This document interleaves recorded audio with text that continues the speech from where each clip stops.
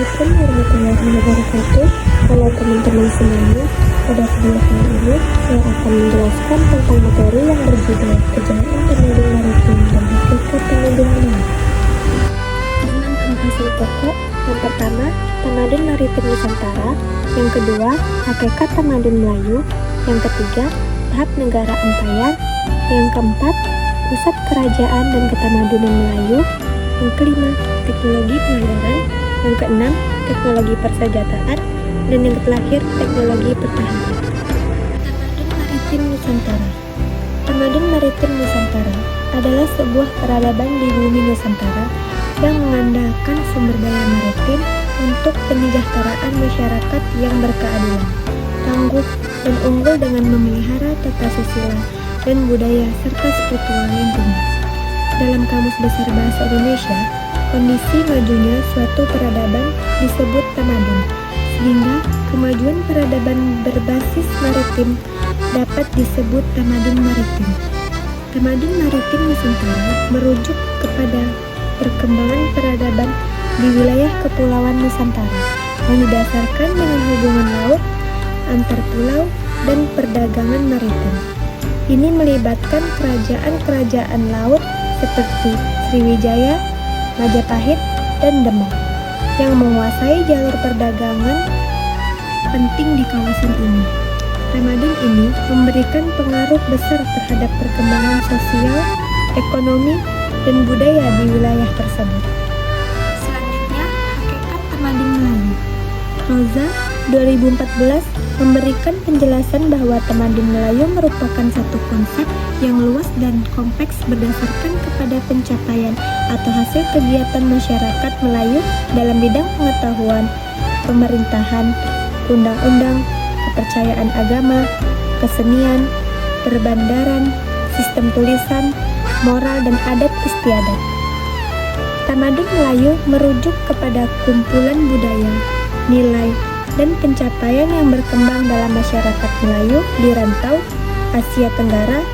Ia melibatkan aspek seperti bahasa, agama, seni, kepercayaan, sistem politik, dan teknologi yang membentuk identitas dan perkembangan masyarakat Melayu. Selanjutnya, tahap negara empayar. Sebuah empayar adalah negara berdaulat yang berfungsi sebagai agregat negara atau orang yang diperintah oleh seorang maharaja atau jenis raja lain. Wilayah dan populasi empayar biasanya lebih tinggi dari sebuah kerajaan. Sebuah empayar merangkumi wilayah yang berkedekatan seperti empayar Austro-Hungaria atau empayar Rusia, atau wilayah yang jauh dari tanah air seperti empayar kolonial. Selain daripada penggunaan yang lebih formal, perkataan empayar juga boleh merujuk secara kolektif kepada perusahaan perniagaan berskala besar, contohnya sebuah syarikat tradisional, sebuah organisasi politik yang dikuasai oleh seorang individu bos politik, atau kumpulan ketua politik. Perkataan empayar dikaitkan dengan kata-kata lain seperti imperialisme, kolonialisme, atau globalisasi. Empayar sering digunakan untuk menggambarkan ketidakpuasan untuk menguasai keadaan. Empayar wilayah, CTH, empayar Mongol, dan empayar Median cenderung menjadi kawasan yang berkedekatan.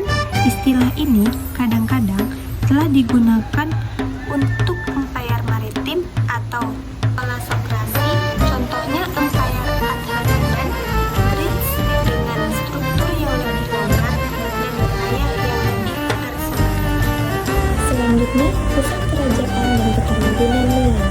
Pusat-pusat kerajaan dan ketamadunan Melayu termasuk kota Gorongi, kota Bukit Setingkang, kota Kapur, dan kerajaan Langkasukan. Mereka memainkan peranan penting dalam sejarah dan perkembangan ketamadunan Melayu di rantau ini. Kerajaan Melayu atau Melayu adalah salah satu kerajaan yang pernah berdiri di pantai Sumatera Timur dan rute-rute Tiongkok Diketahui bahwa kerajaan Melayu berdiri sekitar abad ke-7 dengan pusat di Minangnya. Sementara pada abad ke-13 pusatnya berada di Dharmasraya dan pada abad ke-15 berpusat di Pagaruyung. Namun belum ada bukti sejarah yang memuat tentang siapa pendiri kerajaan Melayu. Raja kerajaan Melayu yang pertama kali ditemukan dalam catatan sejarah adalah Raja Srimat Trailokyaraja Maulidhusana Warmadewa yang berkuasa mulai 1183 di Dharmasraya. Karena letaknya yang strategis, kerajaan ini sempat memegang kendali perdagangan di Selat Malaka sebelum akhirnya ditaklukkan oleh kerajaan Sriwijaya. Selanjutnya, teknologi pelayaran. Teknologi pelayaran adalah penggunaan teknologi dalam semua aspek pelayaran, mulai dari navigasi dan komunikasi hingga manajemen kapal dan keamanan. Ini mencakup penggunaan GPS, radar, sonar, dan sistem komunikasi satelit untuk memantau posisi kapal, menghindari dari tabrakan, dan menjaga keamanan awak dan kargo. Selain itu, teknologi pelayaran juga termasuk sistem manajemen energi untuk efisiensi bahan bakar dan pengurangan emisi, serta penggunaan otomatisasi dan kecerdasan buatan untuk meningkatkan efisiensi operasional kapal. Keseluruhan, teknologi pelayaran memainkan peranan penting dalam sejarah dan perkembangan tamadun Melayu. Dan memahami aspek ini membantu dalam memahami hubungan antar teknologi, budaya, dan sejarah. Selanjutnya, teknologi persenjataan.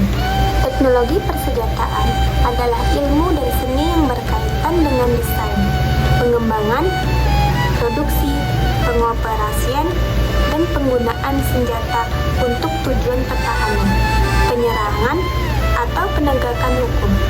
Teknologi persenjataan memiliki sejarah yang panjang dan kompleks yang dipengaruhi oleh berbagai faktor seperti kebutuhan militer, politik, ekonomi, sosial, budaya, dan etika. Teknologi persenjataan dari masa prasejarah hingga masa kini, serta tantangan dan prospeknya di masa depan. Yang pertama, teknologi persenjataan prasejarah. Yang kedua, teknologi persenjataan kuno. Yang ketiga, teknologi persenjataan abad pertengahan. Yang keempat, teknologi persenjataan modern. Yang kelima, teknologi persenjataan masa depan. Dan selanjutnya yang terakhir, teknologi pertahanan. Teknologi pertahanan adalah bidang yang mengembangkan sistem dan perangkat untuk melindungi suatu negara atau wilayah dari ancaman militer atau keamanan.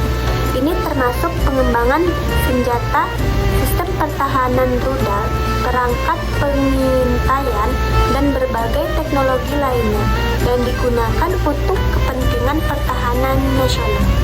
Teknologi pertahanan mencakup berbagai sistem dan perangkat yang digunakan untuk melindungi suatu negara dari ancaman militer, termasuk serangan udara, darat, laut, dan siber.